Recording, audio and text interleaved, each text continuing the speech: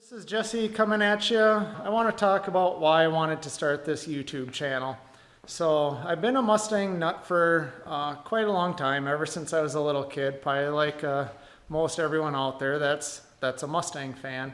So I'll talk a little bit about this, what my passion is about Mustangs, and what I hope to be doing here, and a little bit of the story about my car. So, like I said, I became a Mustang fan when I was a pretty little kid, probably, I don't know, 7, 8 years old. My dad has a 1973 Mustang Sports Roof that he bought brand new when he graduated from high school. That was actually our family car until I was probably about 5 or 6 years old, something like that, 4 or 5 years old. But I wasn't really interested in it then until it stopped being our family car and it just got driven from time to time. It was a Minnesota car. I'm up in Minnesota, so up in the Rust Belt where the roads get caked with salt all winter long. So the car right now has probably like 145,000 miles on it. My dad's 73 Sports Roof. He ordered it, like I said, when he graduated high school. A pretty plain Jane car. All he wanted was the 302, and he wanted to get the wheels with the trim rings, and then that way they'd have a little bit deeper dish. But then when he went to pick it up, it was they actually ordered it a little bit wrong. It was the right color and everything, no AC, all manual steering, manual brakes, 302 with a 3-speed manual in it actually. And when he went to pick it up, it didn't have the trim rings on it, it just had the hubcaps. So he was a little bummed about that, but then it had the deluxe interior, so it had the knit vinyl seats in it and the nice gauges in it and the nice contour door panels, and it had all the tack and the 3 gauges in on the center stack instead of having all the idiot lights. So he was pretty happy about that. That was actually my first car when I turned 16. It didn't get driven much anymore for quite a while, and then when I turned 16, that was the first vehicle I drove. It was actually the vehicle I learned how to drive stick shift in. I grew up on a farm in southwestern Minnesota, so I'd been driving tractors and everything, farm equipment and running farm equipment ever since I was a young kid, probably about 8 years old. And I probably started driving that car when I probably learned how to drive that car when I was probably about 10, 11 years old. I remember being short enough where I had to kind of pull the seat all the way ahead and pull myself up and kind of look between the steering wheel and the top of the dash to see out of the car. So that's some of my first memories and what really made me fall in love with that car and driving a stick shift car and Mustangs in general. So fast forward a little bit after I got my license, I wanted my own car. My dad wanted me to find like an early 90s T-Bird. So this was, what would that have been, about 1993 or so? 1994 when I actually was looking to buy my own car. And like I said, I'd grown up on the farm, and over the years growing up, just had some odd jobs. And my dad, once we got to be about 12, 13 years old, he gave us a little bit of money every year for helping him out, on the farm. And the car that I found, it was a 1990, so this was in January of 94. And I had found it was a 1990 5-liter LX Mustang, the medium red, a shade darker red with a black interior and a sunroof, 5-speed car. Only had about 30,000 miles on it, but it was a wrecked and repoed car. So from my understanding, it was basically 2 halves stuck together. Someone had a good front half and a good back half of a car, and they put the 2 halves together and made a decent car out of it. But something happened with it where the bank ended up repoing it.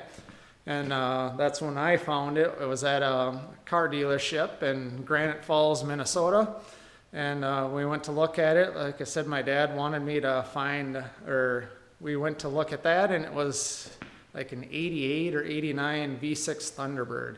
And of course, I was just dead set on having the 5-liter Mustang, so that's what we ended up coming home with.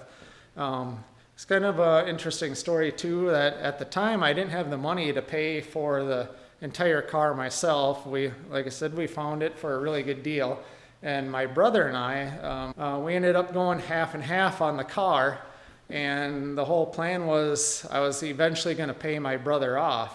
But I drove the car through the summer and into the winter. And unfortunately, in a couple days after Christmas, I was driving through my little hometown. I was stopping to take a left-hand turn, and some girl clipped me in the right rear and ended up totaling the car. I was a young kid and kind of heartbroken at the time, and just kind of my mentality about things. The car had been wrecked and rebuilt once, and I didn't think I wanted a car that was rebuilt the second time, so we just let the insurance company take off with the car. That's basically the story of like up through my high school years of my interest in Mustangs. So after that car got wrecked, I had another car that I drove all through college, and I've had other cars since then. I've always been a Ford guy. Well, Ford guy. And the car that I actually drove all through college was a 1968 Ford LTD two-door hardtop that had a 302 V8 in it too. But that was a really nice car. I actually still wish I had it to this day. I had plans for it of putting like a fuel-injected big block, a fuel-injected 460 or something in that. But ended up selling that after I was done with college, and then just had other daily drivers basically since then. I did really get into motorcycles and stuff after college, and I'd always been interested in those. So I really got into motorcycles after I was out of college, and my mom hated motorcycles, so I never had one until I was in college and out of college. So that's kind of what I had fun with in the meantime, until I had found the car that I have now. And I'll talk to you a little bit about that here in a minute, but as you can see behind me, I'm a big motorcycle enthusiast too. That's my 2017 Victory Magnum that I ride, and there's another motorcycle on the other side of the garage. But really big into motorcycles. My son and I kind of got into snowmobiling in the last couple of years, so that's a snowmobile we picked up a couple of weeks ago. So that'll actually be a second unit. Waiting for another one right now. And really into mountain biking too, just to try to stay fit and have fun. And I actually coach a high school mountain bike team. So that's what I like to do to play around in my spare time, if you could really even say I have spare time. But this is the car that I have now. This one is a 1991 5-liter LX Mustang. I found this car about 12 years ago. Got busy between motorcycling as my main hobby besides cars. I really got into that and have had quite a few different motorcycles over the years. And I found this car about 12 years ago, and it was just the right price. You know, I actually got a pretty good deal on it. This was actually another, it wasn't a wreck car. It's a pretty straight car. It's got all the VIN labels and everything, and VIN tags on all the fenders and doors and the hatch. But it was a flood damaged car. But the guy I bought it from, he owned a body shop and a salvage yard, and he got this through like an insurance auction, and he left it, the water where it was at, so the water never got up to the computer. It was just up to just above the door sills, the rocker panels, and never even got up to the computer. I got it for a good deal. Ended up calling my wife when I went to go look at it, and she asked me if it was a good car. I said it was a great car. It's just dirty and needed cleaned up. And she said, well, you better buy that. And she's always been really supportive of this car, and has said it's probably one of the best purchases I've ever made to date, since I'd been talking about finding a car like this for years and years and years. But it had, let me see here, 106,000 miles on it when I bought it. It gets rolled over. It's got 128 on it. It's wild strawberry, black interior, 91. So it's a year newer than the one I had in high school. The one I had in high school had a sunroof in it. This one doesn't. I was actually hoping to not find one with a sunroof in it just because of my plans and intentions with the car. So that's kind of the story of the car. I bought it about 12 years ago with intentions of fixing it up, and I have my plans for that. This is what I had been looking for years and years. I always dreamt of owning a Fox body when I was in high school. I still remember when I don't know if I was about a teenager, just almost to my teenage years, when the 87s came out with the arrow nose on it, the arrow nose cars. And in the little hometown I lived in, there was a little black GT that ran around, and I just loved that car. I always wanted one. And, still to this day, I still do want a Mustang GT, but I think just like anyone else that's a Fox body nut, there's probably a laundry list of cars that we want and the things that we want to do with them. Like I said, I'm going to start this channel and kind of walk through what I do with this, what I want to do with this car, and the whole process of going through and fixing it up and doing what I want to do with it. Oh, my plans for the car. Like I've said, I've owned this car for about 12 years now, if I'm remembering right. I'm pretty sure I bought it back in the spring of 2008. But it was a good drivable car. Like I mentioned, it was a flood damage car, so there was a little bit of water damage. It was up just past the door sills, like on the driver's door, if I remember right. It came up just to about the lower third or so of that speaker in the door. Then the car must have been sitting with the tail end just a little bit down in the water. So when I bought it, it was just a kind of a dirty, scuzzy car, but I could really see the potential in it. Like looking at it, it's kind of dirty now. It's been sitting here for about a year. But just looking at it, you can see it's a pretty straight car. The dust is maybe covering some stuff up and hiding how kind of nice and straight and true this car is. But I could really see the potential in it. It still has all the VIN labels, VIN tags on all the doors. But it does have all the VIN labels on it and under the hood and on the hatch. So it's a pretty straight car. You could tell it hadn't been wrecked or demolished or anything, at least anything catastrophically anyway. It looks pretty nice and true and straight. It's not rusted out. Up in Minnesota, so a lot of cars get all rusted out.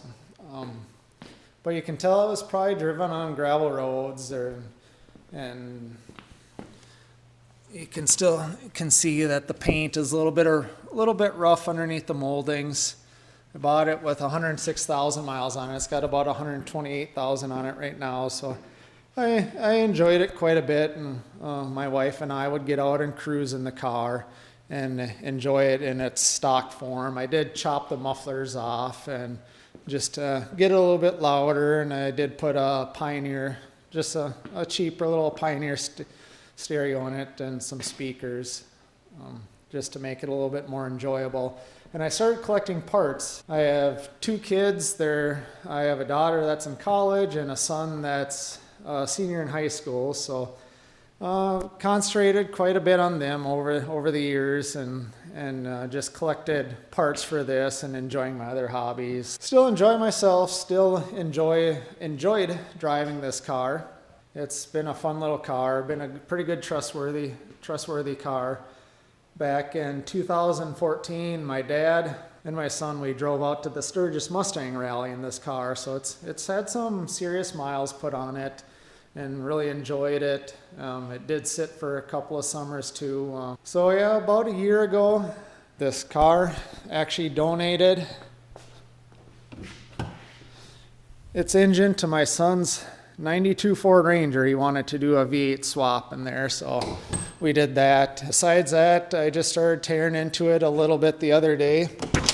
I told my son once we got his truck running decent and back on the road, it still has a few finishing touches it needs, but it's roadworthy the way it is right now. So he's been driving it, and I told him once he was driving it, I'd pull the Pioneer head unit and speakers out of here, and he could have that for his little Ranger pickup. Since the radio in his little Ranger pickup is crap, it just buzzes and hisses and makes a lot of racket. So other than playing music. So I pulled that out of here just a couple of nights ago and started stripping the interior out just a little bit here. I'm not going to get too carried away with that right away, but what my plans are with this car is I want to keep it a streetable, fun car so I can still get out and cruise with my wife in it. But I want this thing to just handle like it's on rails. I can see the purpose and the fun of drag racing, but I've always enjoyed corners, like with my motorcycles and snowmobiles and everything. Prior to owning this motorcycle, I had pretty much owned sport bikes, so I love being able to turn corners. So I want to keep that same sort of attitude with this car and make it a fun corner carving machine. So what I want to do is I want to build it up to be a pretty good autocrossing machine and get out and do the occasional track day with it. I don't expect it to be like super competitive. I don't know, maybe once I start getting into it more and tearing into it more and getting more involved with autocrossing, maybe I'll want to get more competitive with it, but I guess that time will tell with that. But I just want it to be fun, and I just want it to put a lot of smiles on my face. So that's kind of the key thing with that. So what I plan on doing with it is, ever since that Coyote engine came out, I had dreamt of dropping a Coyote engine in this thing. And like I said, just popping the hood. There's no engine in here right now, so it's kind of a blank canvas at this point.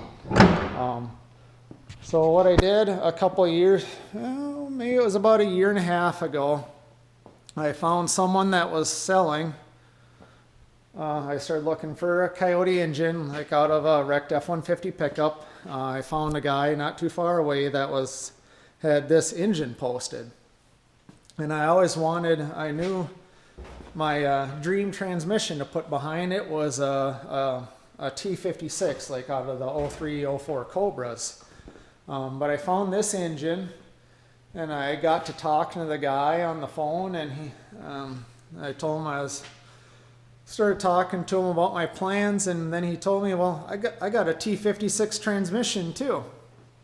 So that's what's sitting on the shelf right here. This is supposed to be a rebuilt transmission out of like an 03, 04 Cobra. It's got all the Tremec marks on it. If I could get to it, I could show you. It's got the Ford ovals embossed on the side of the transmission. So that's supposed to be a rebuilt and dyno tested T56 transmission. Just from what I can tell, spinning the input shaft and running it through the gears, it seems at least like it should be pretty solid. And this engine came out of a 2011 Ford F-150. He said it had about 80,000 miles on it, but I could have sworn when I was looking on some of these tags that it said it's got 89,000. Like I said, I've been collecting parts for the car over the years, and I just try to pick them up as I find good deals on them. So I actually got that engine and that transmission for less than the cost of what a new T56 transmission is on like LMR. I want to get all this stuff in the car, and it's kind of stock. Sticking with the theme of making it handle, I want it to stop really good too. So probably even before I bought the car, I knew I wanted to slap some Cobra brakes on it. So I found a Cobra brake kit on Craigslist, and the guy was just asking just a smoking deal for it, just way too good to pass up.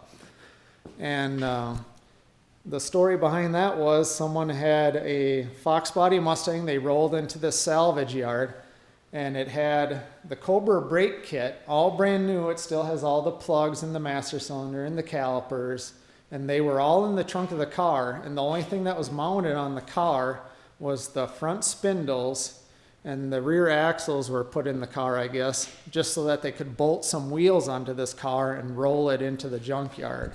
So I got a really good deal on that, so I'm pretty excited about that. I've collected a coilover kit for the front already and caster camber plates, but I still need the springs. I have the Cobra brake kit that has everything in it, the brakes, well, the rotors, calipers, spindles. It had the axles. They're all down in the cabinet underneath there. Got the engine, got the transmission. Still need to get bell housing and a clutch and everything. I did end up picking up a flywheel from someone that had a Coyote crate engine, but they ended up going with an automatic or something, so he was selling the flywheel for pretty cheap. I did find someone that was selling, this is an intake off of a low mile 2017 Mustang, but that'll go on there eventually.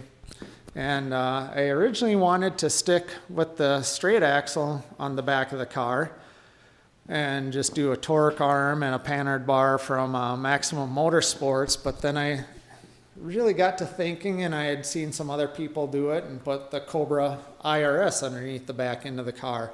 So that really struck my fancy, and I really wanted to do that. So a couple of years ago, I went down to Midway Mustang down in Iowa, and I picked up, this is a rear end off of an 03-04 Cobra. At least that's what he told me. I can't remember what year it was. But he also said it had some upgraded axles in it. I don't know if they're level 1 axles or what they are in there. But that's what's going to go under the car. So I've kind of been piecing off, or I got rid of the rear axles that I had for the Cobra brake kit, because I was going to switch it to 31 spline axles anyway. I got a different differential that I was going to put in the 8.8, but I still have that. It's under the workbench. So I want to stick that Cobra IRS under there and do coilover. Camera died just a little bit ago, so I had to stop filming. Trying to remember where I was leaving off.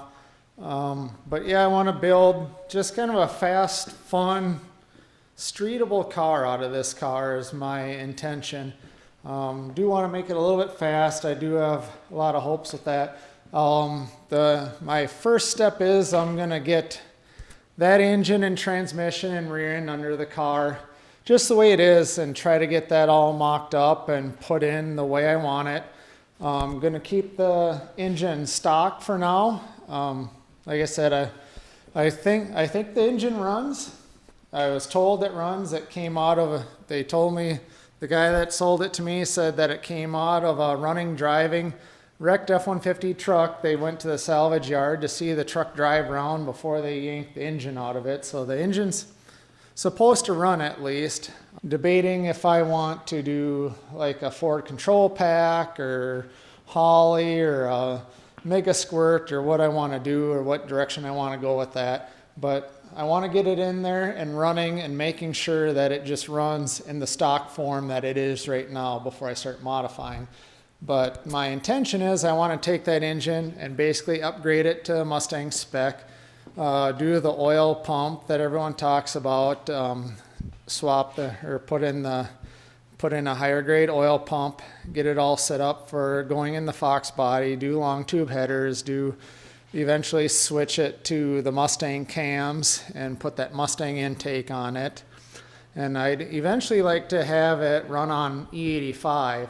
What I was really hoping for was it should be pretty easy to get 400 horse out of it, I'm thinking, and just from what I've seen, and I know Fox Gas Media, he's got, what did he say, 436 horsepower on running 93 octane.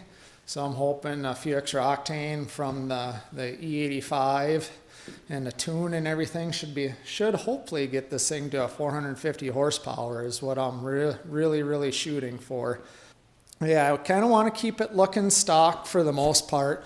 I've always been a fan of GTs, so I do want to build it up to be a good autocrossing and like a fun track day car, and I've always loved the looks of the GT. So I actually got a GT bumper that I found. Again, I found another deal on Craigslist, so I went and picked that up. So I want to do the GT bumper cover on the front, and then do the Cobra side slats or fender extensions, whatever the technical term is for those.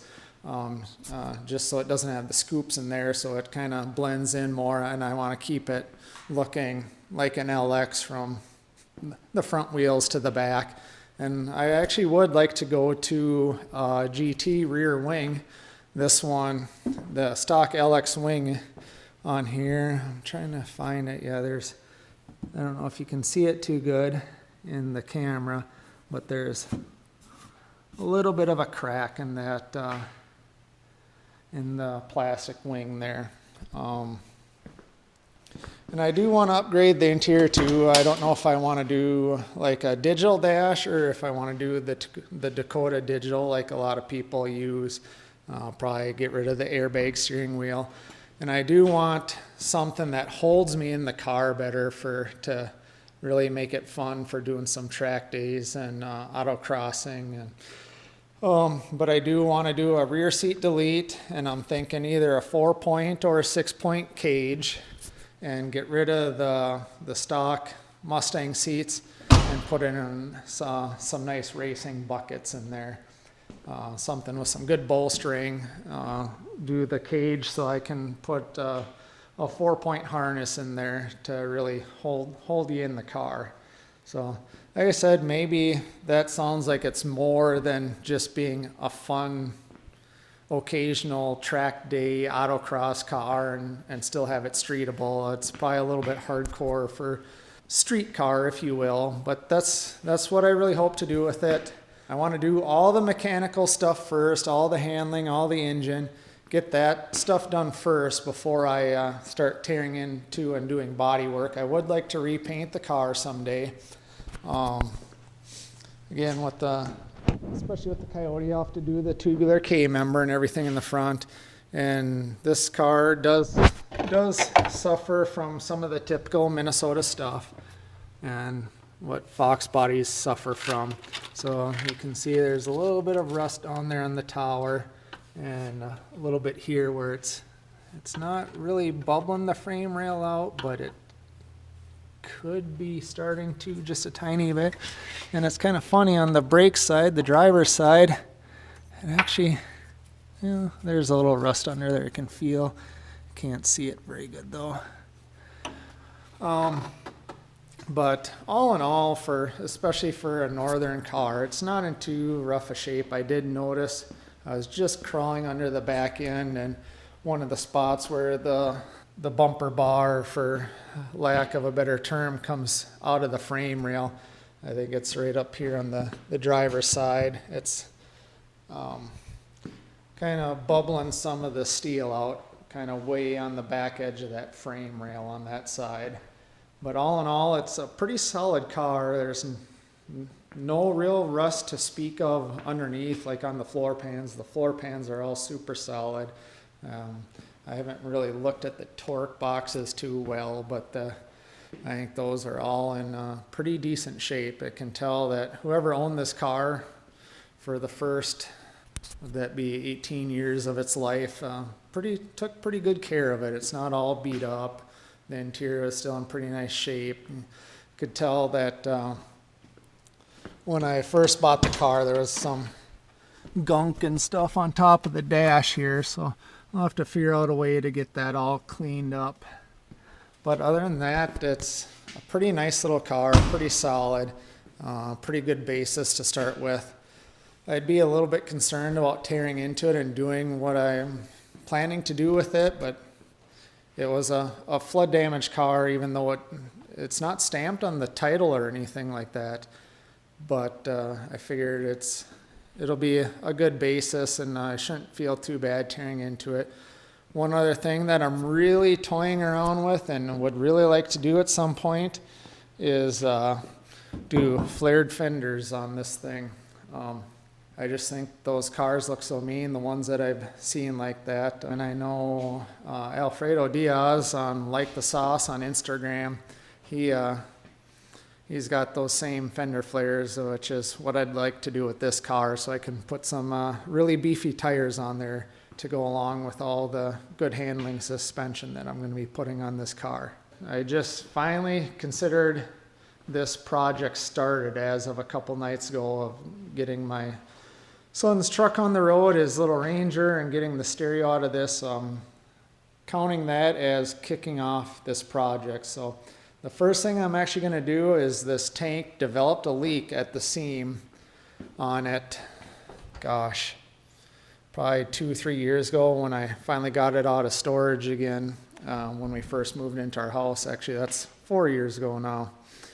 But went to fill it up the one time, and it stunk, and it had a leak where the two halves of the tank are welded together. So that tank's going, and get that dropped out of there, pull the fuel pump out of it, and send that tank to the scrapyard. And it'll be another thing to add to the list of things to order for this car for getting it done.